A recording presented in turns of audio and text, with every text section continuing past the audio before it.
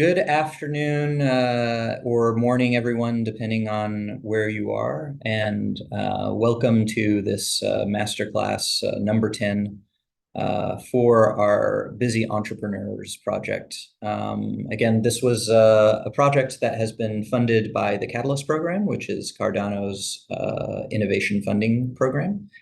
And the goal is to help entrepreneurs who have already started their business or are just thinking of launching soon, the skills that they need to know in a short amount of time so that they can learn as they practice.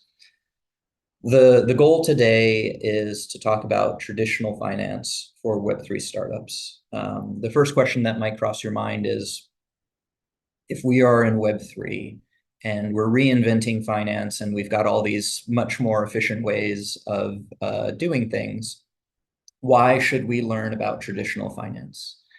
And I think the short answer is that a lot of things are supposed to work for you when it comes to token launches or grants or other ways of making money, whether it's through staking or commitment by whales to fund you via crypto.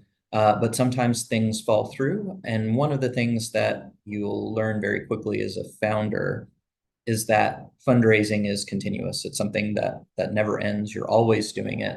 It is always a drain on your time and resources. There's never as much money as you want. And that money always comes with strings. So we're going to talk about TradFi today in the context of a Web3 startup to give you more options and also to address some of the ways that startups have been getting funded the whole way. Some of these will build on your reputation. Some of them will help you reach certain milestones before you're ready to go after more exciting and disruptive ways of getting funded.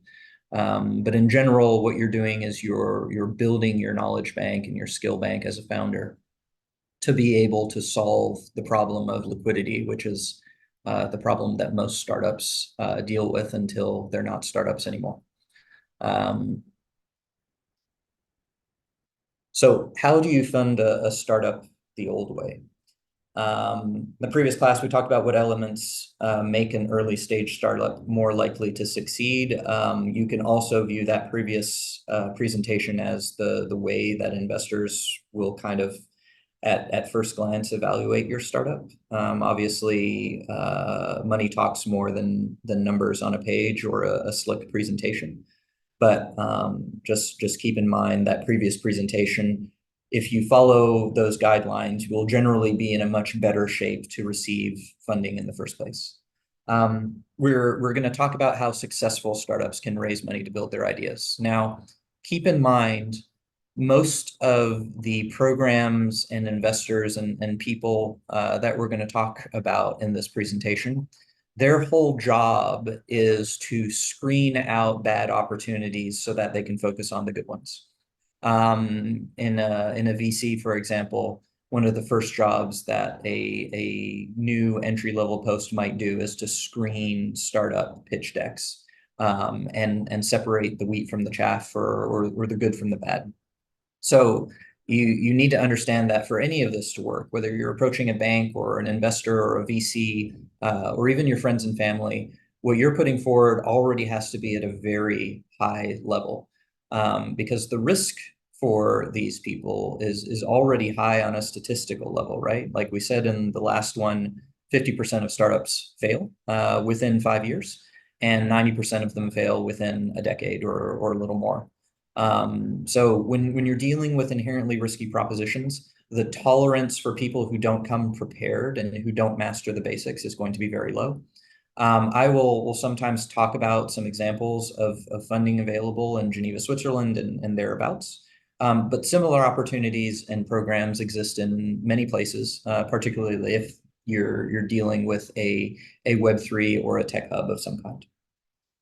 The points that we'll cover are going to be starting a business, Fable, and as a storyteller, this is particularly important for me. We'll get into that. The second point, which I also touch on a little bit in another presentation that we did, is don't quit your day job and build community as you go. Thirdly, we'll talk about angel investors who are not just a source of cash. It's important to realize that. We'll talk about innovation grants, awards, and prizes. Again, I'm not talking about ecosystem grants here. I'm talking about other grant programs. We'll talk about loans, convertible debts, and other startup enablers, and what they can bring to the table. And then we'll talk about VCs, why you should engage with them or why you shouldn't engage with them, before briefly touching on momentum before closing out. As in previous presentations, if you have a question, please do interrupt me. I think it's always better if we make these interactive. And if I don't respond to the chat, please come off mute and just ask the question. I'm happy to entertain it or to tell you I'll get back to you if it's a longer discussion. Starting from a blank page. So one of the things you should realize as a startup is that you are almost always staring at a blank page until you are no longer a startup. Why is that?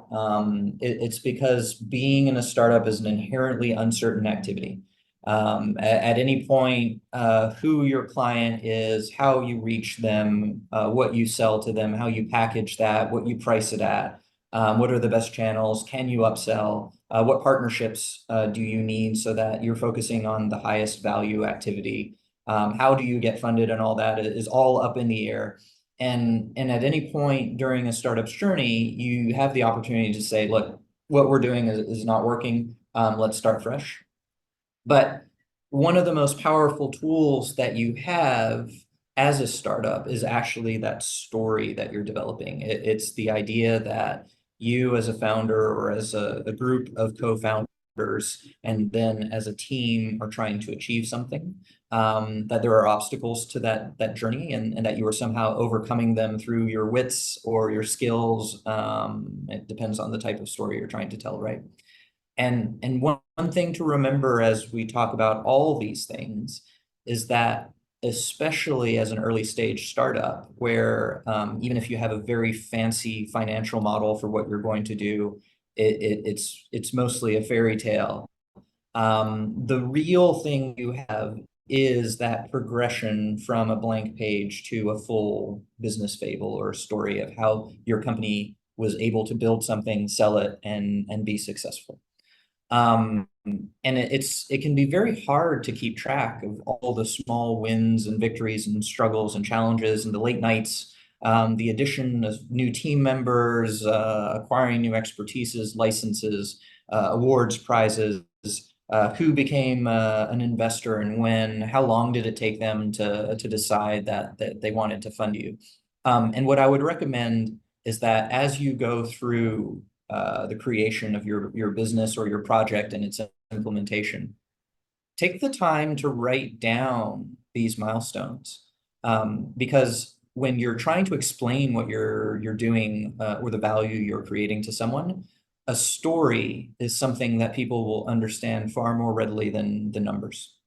There are accountants out there who see the story in the numbers, but that's a skill of translation. Everyone typically tends to understand story better, especially if that story is based off real concrete things that happened and in a true hero's journey and that you have overcome something. So keep that in mind. Rule number one of fundraising: don't quit your day job. I talk to founders about this a lot, and usually it's too late for them, and I can see the realization in their eyes when they reach that point. But from the moment you stop getting a paycheck to the day your business is cash positive, which means that you're bringing in more cash than is going out, time is your enemy in a startup. You are on a runway that is counting down to zero. And so you shouldn't start that clock until you have to. There are many things that you can do before you quit your job, before you found the company, before hiring people who also need to get paid. I am reminded of the story of a founder I spoke to who had just incorporated their business on the premise that they were going to use unemployment to kind of pay for their family expenses while they were getting their first clients, and then naturally they would swing toward having those clients pay them a salary essentially.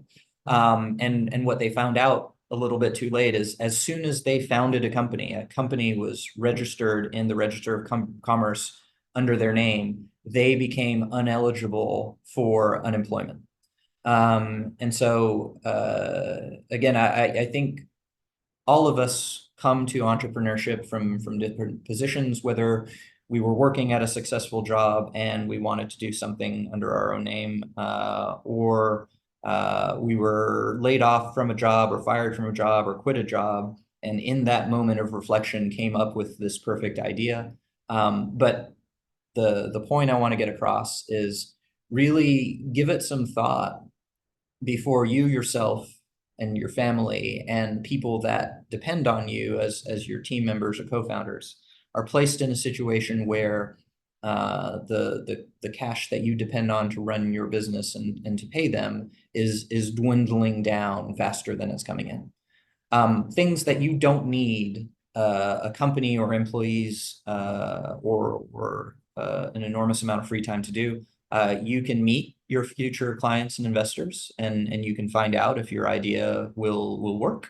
And you can build up your network because one of my favorite methods of prospecting when you're trying to sell your product for the first time is to open your black book and tell people what you do. And you should have a very clear idea of what you do, which again is something that you can do before quitting your job.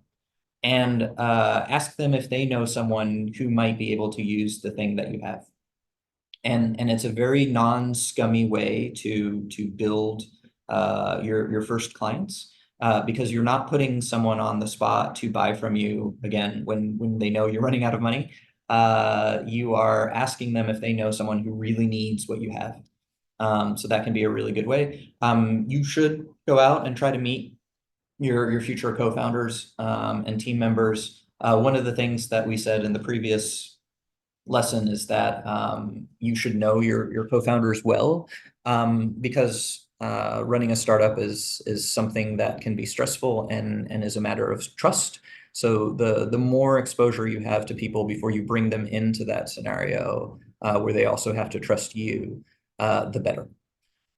You can build a simple prototype, right? I think I spoke to one founder and they were waiting. It was a family business. They were waiting to raise $200,000 to even get started on their idea. And I'm always reminded that Shopify, which is $1 billion company, started with two people in a parking lot and a spreadsheet, just delivering purchases from a couple stores. There's always a way to do what you're trying to do faster, cheaper, and more basically at the beginning. And you should do that. And the reason is that telling people about your great idea is great. And there are lots of people who have good ideas. I remember when I was a kid, I actually thought up those shoes with the wheel and the heel before they became wheelies on the market. But I didn't do anything about it. And so talk is cheap. It is much better to approach the market with an example, a physical example that shows that whatever you're selling, whatever you're pitching is real. Something that people can hold in their hand or install on their phone is always going to have more impact than an idea. But even a design is better than just wishful thinking. And the more feedback and the more traction and the more community that you've built before you launch, the more seriously people are going to take you. But I think it's also important that before you just launch yourself off the cliff hoping to fly, you take a deep breath and think about all the things that need to happen in order for your idea to be a success, in order for you to go to market as quickly as possible. What are the things that need to line up, and what of those things can you do already just by spending your time instead of spending your money? because the money is a limited resource after you quit your job, until you quit your job, where you can kind of keep things rolling for a while. And again, you should fulfill your obligations to your employer, of course, and deliver your best value. But in that extra time where you can choose to do leisure activities or you can build your future, you can put the most important things in place. And the result of that is when you finally get started and you have all these things in place, you are going to move so much faster than the people who just quit and decided to start from zero. And people will think you're really smart and skilled because you're moving so fast. But the truth is, it all comes down to preparation and focus and knowing what you're going to do before you do it. And that brings us to the first source of funding, which in most early stage companies are called friends, family, and fools. And that last word may seem a little bit harsh, but the truth is that generally the only people who will take you up on, hey, I have this great invention, I have this great idea, do you want to give me your savings? In order for me to build my dream. Uh, Most of those people haven't thought things through and they don't understand the risks that are associated with startups. I think for most of us, if we approached our family and friends and told them, hey, can you give me the money that you plan to use to send your children to college or to buy a house? And I have a 90% chance of losing all that money in the next 14 years. I think most of them would hesitate before doing it. But it can also be seen as a really nice way to let your friends and family and maybe some people who are a little bit more risk prone into an opportunity where you are going to be that 10% that makes it big or that 50% that makes it big in a short amount of time. And you can make a lot of money between 5 years and 14 years and then stop. So the key questions that you want to resolve if you're involving friends, family, and fools in that first investment, that first startup that you're launching when you don't really know what you're doing, is do they understand the risks? And and again, the odds are that your first startup will fail. The statistics are that for any founder, the first startup has a 20% chance of success. So actually, it's an 18% chance of success. If you failed before, you rise to 20%. And then if you are successful, if you've done it already once and you know what the signs are and the ingredients and how to push something to market, you have a 30% chance of success on any particular venture as a founder. And one thing that you should all pick up on if startups have a 50% chance of success on 5 years and founders have a lower chance of success, it's because the founder sometimes changes in those first 5 years. So keep that in mind. But make sure that the people that you're bringing in, who are your friends, who are part of your network, who are people that you care about, and who will continue to be involved with you, make sure they understand the risk. Make sure you are willing to tell them one day that you've lost their money and that they're not getting it back. Make sure you're not giving away equity that you'll want later. I think for some startups, they get so enthusiastic about bringing the community and bringing everyone in that they give away too much. And something to keep in mind is that by the time you are going to market with whatever have, you should probably still have 80% of your company available for raising further equity. And by the time you're doing a Series A or something serious with a VC, most of them will want you to finish that round with 51% of your company still in your hands. And the reason for that is simple. It's that if you don't have enough skin in the game on your business and running your business is hard and you're having to sacrifice and you're having to work long hours, if you don't have skin in the game and if people who don't have skin in the game are in control of that company, it is probably not going to succeed. And vice versa. The people who will add the most value to you as investors, as board members, are going to want part of that equity. So make sure that you're not just bringing people into your business because it's nice. Make sure that the people that you're bringing into your business are going to add value to you. And it's always going to be better, probably, if you're doing this for emotional reasons, to bring them into your second company than your first, because you'll have a higher chance of success. You'll be able to make them understand the risks and the path and the length of time more readily. And generally it's going to be a better deal for them and for you.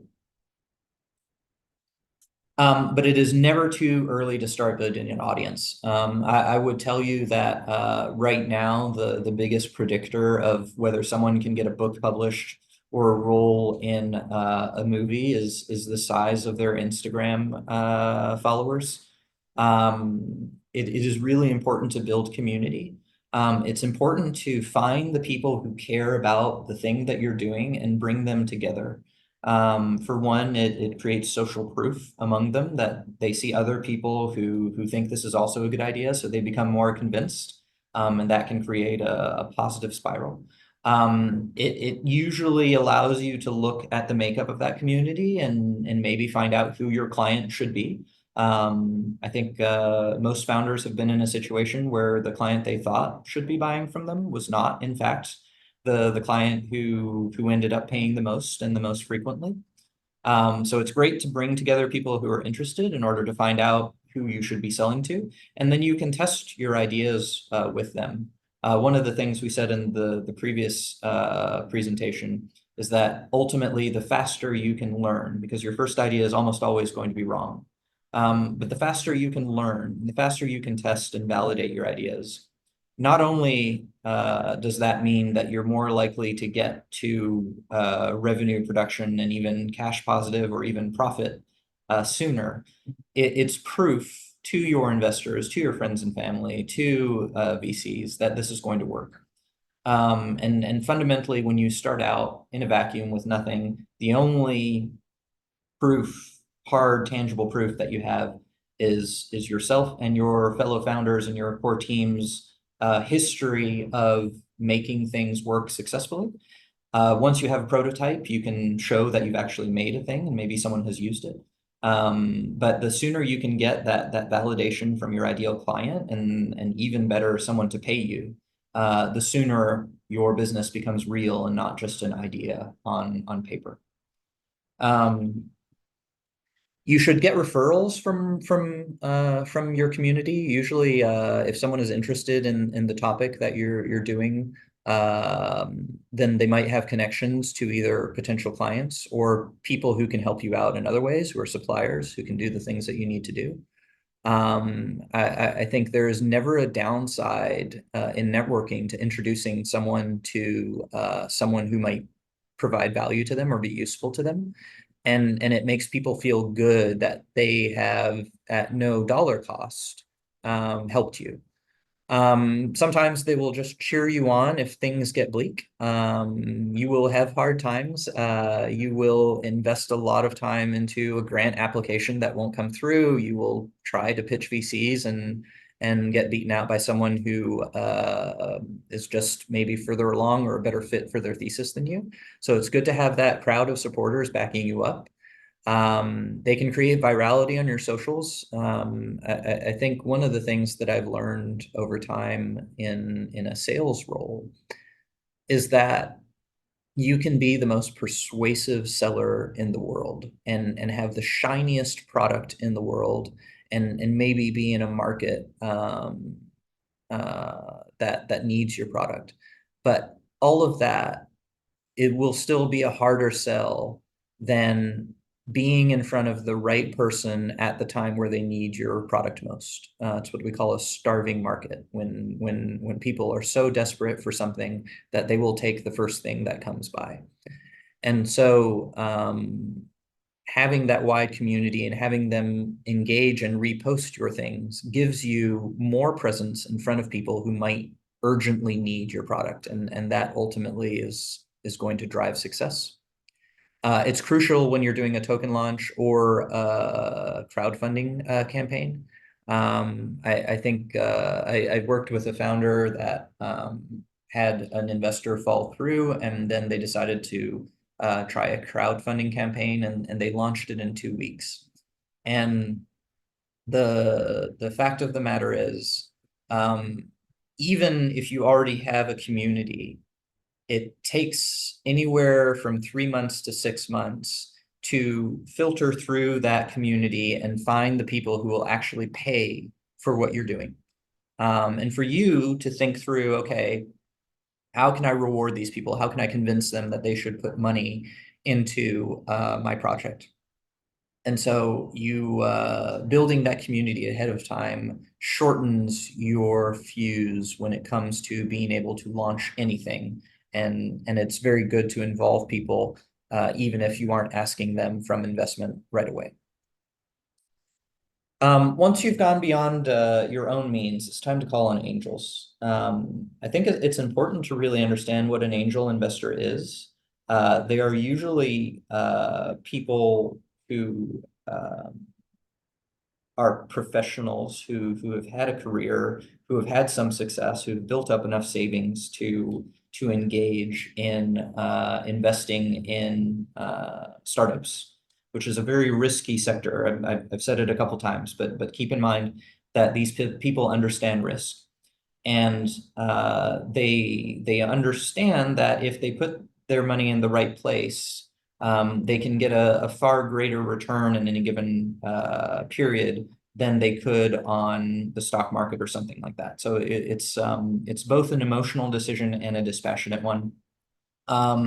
They are usually professional investors in the sense that they have a framework for what they're doing, and they have come from maybe a financial background. Although in a tax sense, maybe they will try to avoid being classified as professional investors, so they don't get hit with capital gains tax. And they typically will invest somewhere between 25,000 and 250,000 each in companies that have the potential to increase in value 3 times or 4 times in a period of between 3 and 5 years. I think that would be a good result for most angel investors. And they will also federate, right? So if you find one angel investor at 25,000, maybe they will introduce and bring in 4 more angel investors to bring you up to 125,000, which is a good place to launch an early stage startup in. It covers your fees, it covers the initial costs, and it allows you to get going and fundraise for more. Most angel investors are looking to invest in companies that they believe will succeed, yes, but where their particular skills and background might make the difference. And I think for me, it's really important to build very authentic and honest relationships with angel investors where they understand what your weaknesses are and what your strengths are. Because if an angel investor believes that your idea is average, but with them and their network and their skills and a little bit of their time, it can be above average or even exceptional. That is usually the best relationship that you can have between an angel investor and a founder, where they're involved and they're literally invested emotionally as well as financially in your success, where they can open doors for you for clients, and suppliers, and where they can really come in and advise your sometimes very young core team and co-founders on how to overcome the obstacles that are in the way. So you shouldn't really think of an angel investor as just an easy or fast source of money. You should think of them as someone who's partnering with your business in order to make it more successful. And most angel investors break even. So realize that as a category that while an angel investor might have a very good exit in 1 or 2 cases, that's usually also accompanied by them losing their money in a couple more.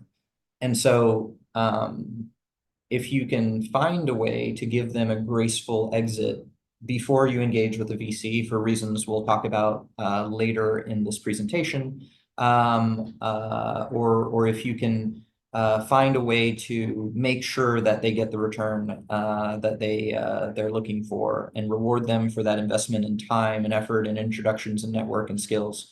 You're going to have a much better outcome, and possibly they will work with you again, which is another thing that we'll talk about. Most angel investors are well connected. There are national and regional groups and associations of angels. It comes back to that statement that that I made about sales, is that sometimes finding the right opportunity is just about being in the right room at the right time. And the best way to do that as an investor, whether you're a VC or an angel or some other categorization, is to have a network of people who have deal flow, which is a flow of startups that they're looking at, and who will then refer opportunities that they think are good to each other. Part of that is a diversification thing, right? So imagine an angel investor has $100,000 dollars or CHF to invest, and they know that for various reasons, 50% of startups are going to fail in 5 years, which is the time frame that most angel investors are operating in. It would be better for them, on average, to invest 25,000 out of the 100,000 in 4 different startups than to go all in with 100,000. And the math on that is simple, right? Because if you have a 50% chance of going to 0, 50% chance of going to 300, that is more risky than if you have a 50% chance of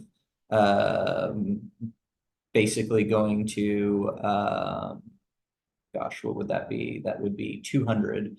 So you'd still make 100% on your investment.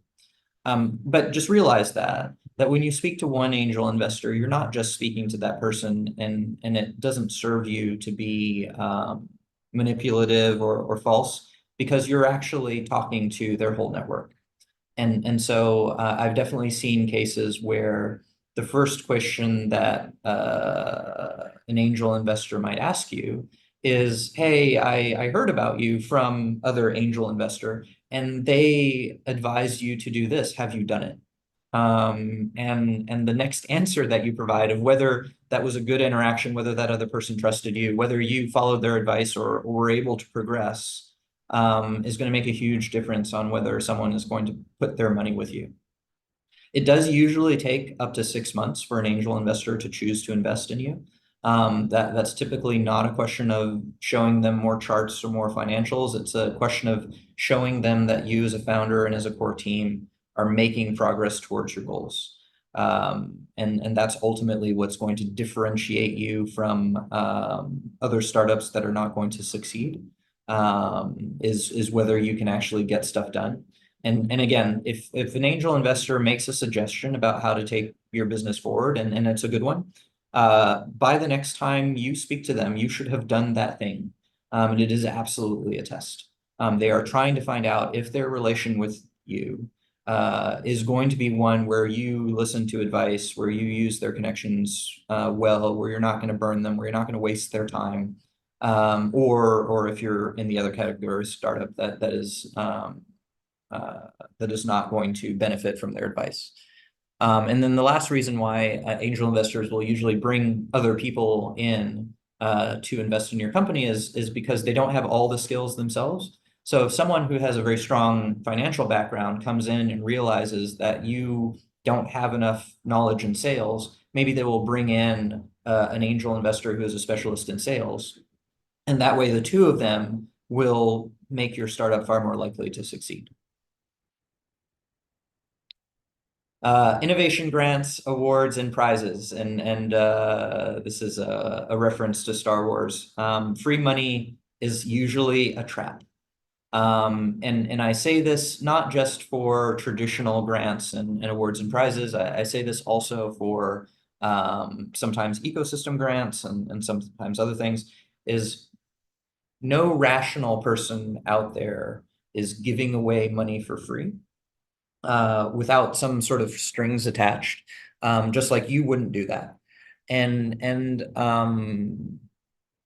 the thing is that if there is an opportunity to get free money, quote unquote, there are usually professionals who are going after that free money already and who may be better at it than you. And so the first question that you should ask yourself when someone offers you free money or you see a grant or a prize or an award is, what is the cost to me in terms of my time and my focus and my energy and the potential sales that I could be making to get that free money? And if the opportunity cost is greater than the prize, especially when you consider that not everyone who goes after a prize is going to get it, then maybe you shouldn't do that, and maybe that's not a good use of your time. And it's not just the cost of trying something and failing. It can be the cost of filling out an application, which are sometimes lengthy. It can be filling out a motivation letter. It can be multiple rounds of pitching. It can be going to events. Some of these programs will require you to go to classes. And all that time is time that you are spending away from your business and away from pursuing other things. So the best time to go after free money is either when you have a very low cost resource on your team, like an intern or something, who can do most of the work, or when you are in that stage where you haven't fully committed to your business yet, and the burn rate on your treasury is not so high, your time is cheap, and money, cash, has a lot of value. But ultimately, I think there are two main values that you'll get from pursuing innovation grants, awards, and prizes. One is you'll be able to put on your website that you were recognized as the most innovative startup of the Solana ecosystem. You are the freshest idea of 2024. You are the most sustainable blockchain project of Switzerland. And those are things that can really convince large corporate clients or maybe even retail users or partners to work with you. But the best prize that you could possibly get is your ideal client buying your product in its main decided use case, following your strategy at a profitable rate, right? And paying full price for it. And I think it's important to remember that that is always going to be a better and more sustainable outcome than getting a prize. Then we have loans and convertible debt.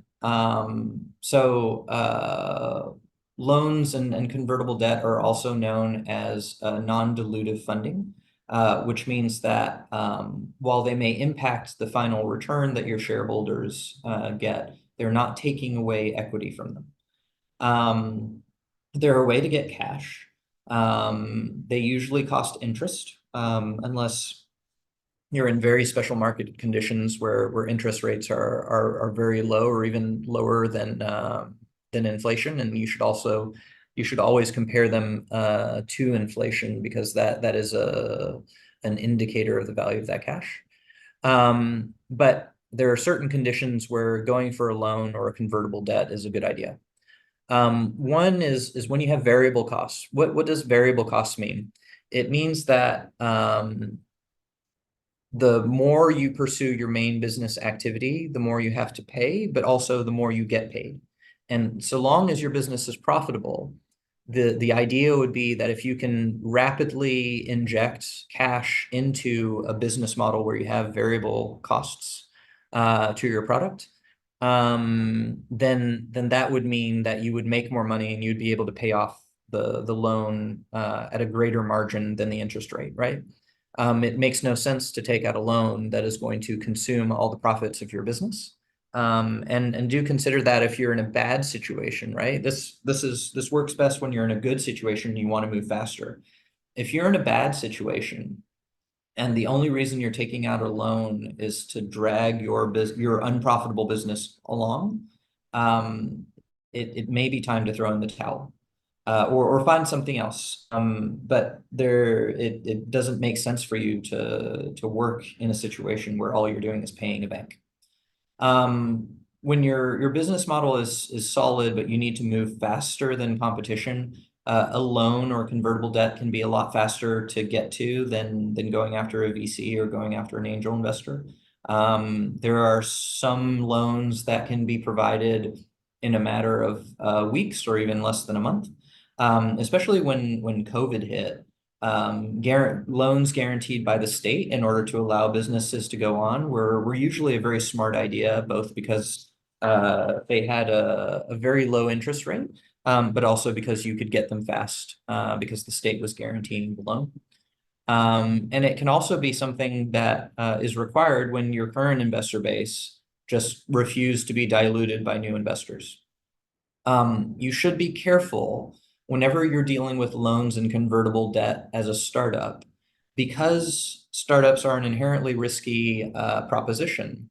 Most banks and most programs will require some sort of personal guarantee by the founder. And what does that mean? It means that already as a founder, one of your worst case scenarios is that the money you've invested in your business will be lost and your business will go bankrupt, and you will be left only with the savings and the salary that you paid yourself that you have remaining. If you have a personal guarantee on a loan, that means that you could go bankrupt twice, first professionally and then personally. And so again, I think for me, loans are something that you should look at coldly from a financial perspective. You should take them if they allow you to go faster with a good business model, and they should not be your go-to when you have a struggling business that is failing. Maybe you need to look elsewhere. There are also people who can help you as a startup that are called incubators, accelerators, or sweat equity firms. What those things usually have in common is that they provide you a service, whether if it's office space or free accounting or training for your team and focus, or maybe even coming in and doing work. And typically in return, they will either be state funded, in which case you don't have to pay, or they will ask you for a share of your equity, right? They'll become an investor. Typically for an accelerator, what they invest in you in cash will have to be used for specific purposes, which will be defined by them. And in sweat equity, you don't have to pay them, but they are taking equity in return for their work. A little bit like an employee, but usually more skilled and very focused on a specific outcome. It's the same considerations as before. Remember, free money is a trap. If the strings that come with whatever you're being offered are going to help you move faster than what you're currently doing, then great. But make sure you measure that. And actually, there's a mistake on this slide, so you can ignore the rest, and we'll fix it by the time we put it out. But there are really great opportunities when you work with accelerators and sweat equity firms and incubators, especially if it's your first time and you lack certain skills when it comes to being a startup. But just consider that while these people, just like angel investors, have a network and abilities and skills that can help you, they are also going to take what they believe is good value for their money in terms of your equity, usually. The long story short is that everything is a trade-off. Launching your startup will always cost you a balance of risk and time. The more risk you take, especially personally, the faster you will either succeed or fail. And the less risk you take, the longer it will take you to go where you're going. Be very careful of the personal consequences of raising money. People are not here to give you money for free, and there may be a personal cost to trying to get finance. And remember that people have long memories when it comes to losing their savings. So be careful that you're not trading away your reputation for cash. That usually never works out well. Here is a kind of a graphical representation of how long it takes to get these types of funding. You can usually get bootstrapped right away. That means that you're using your own savings or the savings of your co-founders to fund your organization. You can typically get usually somewhere between 100 and 500K between 2 to 3 founders. Again, don't start the clock until you have to. It's always better to still be employed when you're figuring out the administrative side or the little details of what you're doing. At some point, it will be impossible to both work a full-time job and be the founder of a startup. But you can delay that and push the stuff that can be done before that up until the launch point, and that will give you more runway.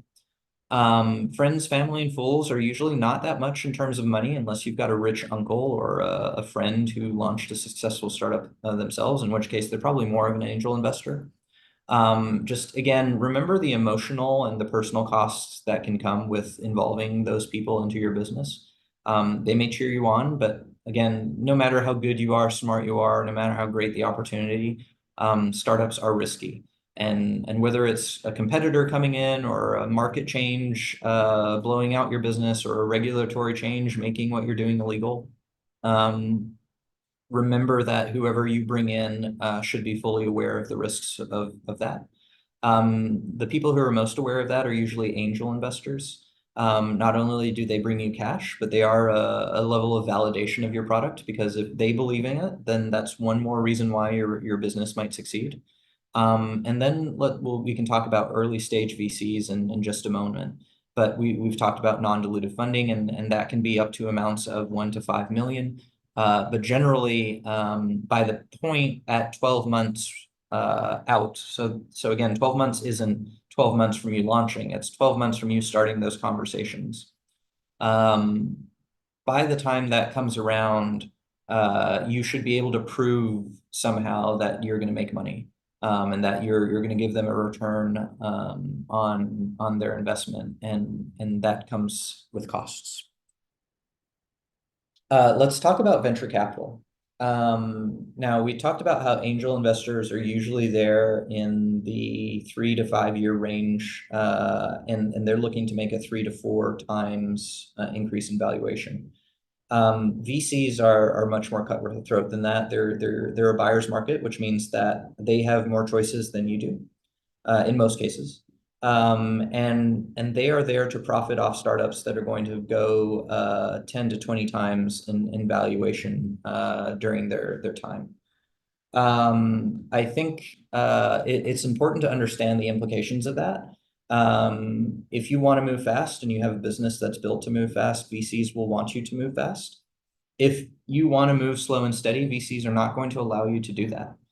And especially in a recession, which arguably we are in a bit of a recession right now. VCs are not interested in supporting your idea that might make it. They want companies that they can pump resources and connections into in order to win big and fast. And that's especially true in Web3, which is a post-hype market. You're dealing with a market that grew off a lot of unfulfilled promises, that drew in a lot of money, which is currently what AI is doing. And after AI will be something else. But the patience and the tolerance for that is gone now. And again, the free money that may have been existent in the hype of the first bull market is just not there. And so you need to prove to a VC why you're better than everyone else. VCs will pay themselves before they pay your individual investors and you as a founder. Before going into a VC round is a great time for friends, family, and fools and angel investors to get off the train if you can negotiate that for them. They will remember that you did them that kindness. Some of them will want to stick around, especially if you're a true unicorn, but many of them will prefer to exit before the VC gets involved. And again, just remember that in order to deliver the results that a VC wants, you're going to need solid financials. You're going to need a roadmap to scalability.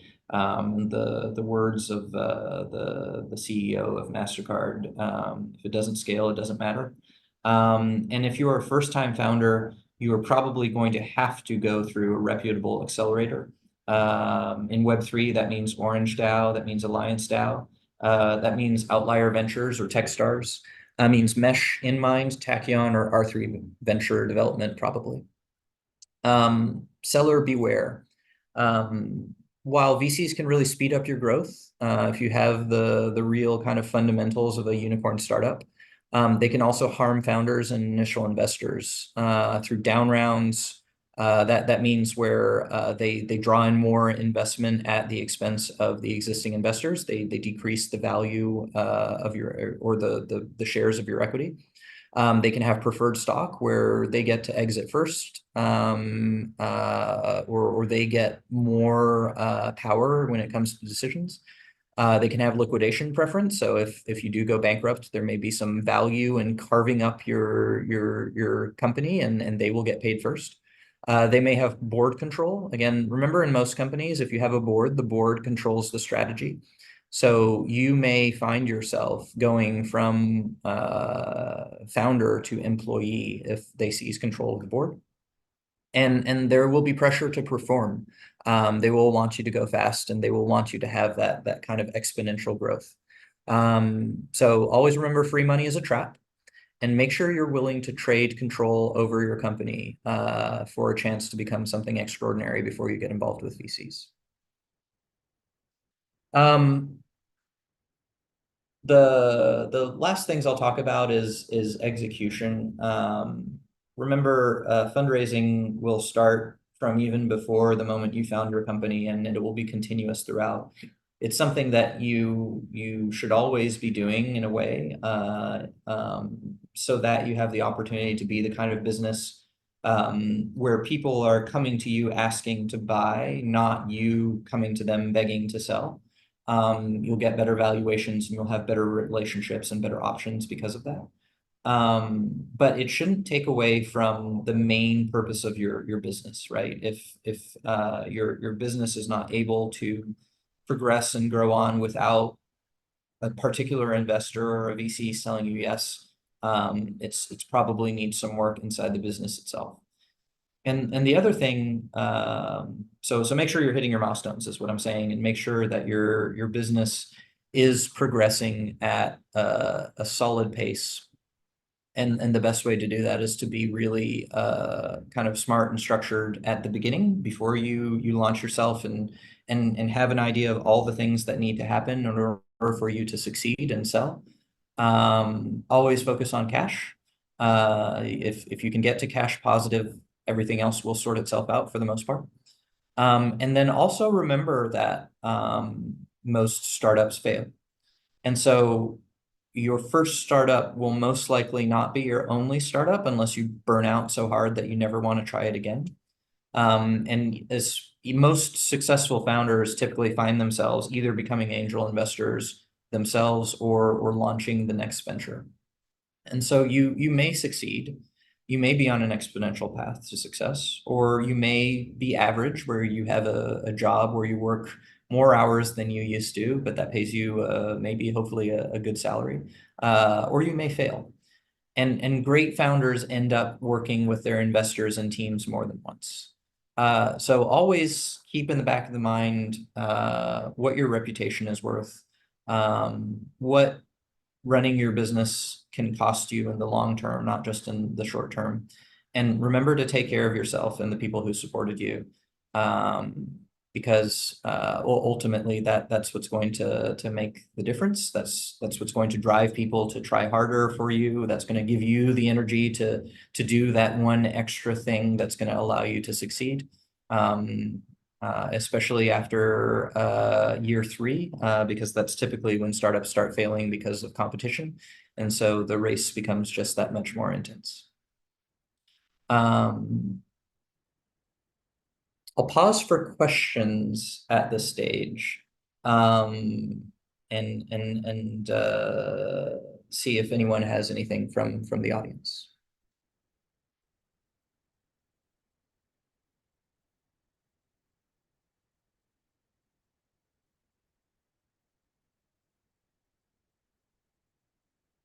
One thing we didn't talk about in too much detail in terms of methods of raising funds is alternate programs that may be available in the state. And I did say that I was going to do some examples from the Swiss landscape. So in Switzerland, for example, there is a program called InnoSuisse, which is run by the government, and also a variety of foundations and other associations. And its purpose is to increase innovation in Switzerland. They have particular rules in order to get support and funding. Typically, you need to work with Swiss research and development institutions. So again, free money is a trap, unless you already are a Swiss research institution or are tied to a Swiss research institution because you're a student at one of them. So this can be universities or this can be CERN.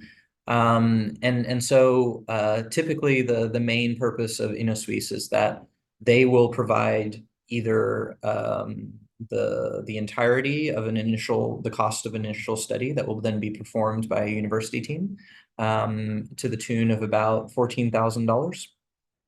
Or they will kind of provide half the costs of research and development that are done, again, through a Swiss research institution. There are also tax breaks that you can get for doing research and development in Switzerland, particularly in regions like Vaud, which is just north of Geneva. And what does that do? That ties back to what I said at the beginning in terms of don't start the clock until you have to. These are programs that you can sometimes participate in before you found your company. And they are programs that would diminish your costs at the beginning when you're just building things out and you need to figure out what you want to build. And so by using things like that, you can decrease your initial costs. And since you're decreasing your initial costs, you're increasing yours and your investors' return on investment. So that can be, as long as you fit into that box, that can be a great way to reduce the cost of your initial research. There's an affiliated program called Fongit, which will provide up to $50,000 as a grant to work with a Swiss research institution. They will also provide a $150,000 or $300,000 or Swiss franc convertible loan to startups that meet certain qualifications. Now, again, free money is a trap. I've said it enough times, but it's really important. In order to qualify for a Fongit funding, you usually have to be associated with a Swiss research institution. You have to be doing something in tech and life science or digital, but you also have to be doing something that has a positive impact on ESG criteria. And I think if your original idea really has that environmental, social, or governance aspect, and you can present yourself as a green startup, that's fantastic, right? It's a great source of funding. You get looked at by people who understand those types of businesses, whether you're dealing with carbon credits or financing. But if you find yourself in a situation where you're shoehorning something that doesn't fit into your business in order to get fundraising, that is where things can get a little bit damaging. So make sure that whatever the funding mechanism you're choosing, the strings that come with it are going to be useful to you, not a detriment. There's another organization in Geneva in particular called Fond de Tech that will provide loans of up to 500,000 Swiss francs. Their requirement is usually that they focus on brick and mortar operations, which is less common in Web3. And they want whatever you're doing to have an impact on local jobs. So it will really mostly help you if you need a bridge loan or specific funding in order to grow a physical business in Geneva. And again, you want to make sure those strings fit your business. There are also cantonal banks Those are banks that are kind of associated with the state that will provide startup loans to people in order to internationalize their businesses. And many other loan programs and funding programs. You will have to repay them. They will have to be at usually a lower interest rate sometimes than a regular bank might provide, or the requirements of evidence of your success might be lower. But typically the string should fit your business. With Fondetech, one of the things that is definitely a requirement is that they require a personal guarantee by the founder. So they will usually get their money one way or another. So just keep that in mind. I'll close out by talking about Storm Partners. We are a global team of experts and early adopters who have been operating in Web3 since 2016. We have a particular focus on accelerating ecosystems. So we have worked with a variety of ecosystems, including the Cardano network. And our whole mission in Web3 is to help those ecosystems grow and flourish, not just for the foundations, but for the builders, for the community, and for the ecosystem as a whole and its partners. We do that by providing marketing and growth, legal and compliance, some finance and fundraising advice, digital transformation help, and also education and events. Do reach out to us if you are an ecosystem or a participant in the Cardano ecosystem in particular. And as of the Crypto Valley conference, we were named as an ecosystem partner to Cardano. Feel free to reach out to us if you have questions. We are also going to be posting this video on YouTube for people to reference later, and hopefully we'll hang it together. But most of us on the team are really passionate about helping ventures within Web3 succeed. So you can also reach out to us on LinkedIn or on Twitter and ask a question. We'll most often answer it if it's something easy to answer, or offer you a consult if it's something longer. Hope everyone has a fantastic rest of the day, and we'll see you for the next one.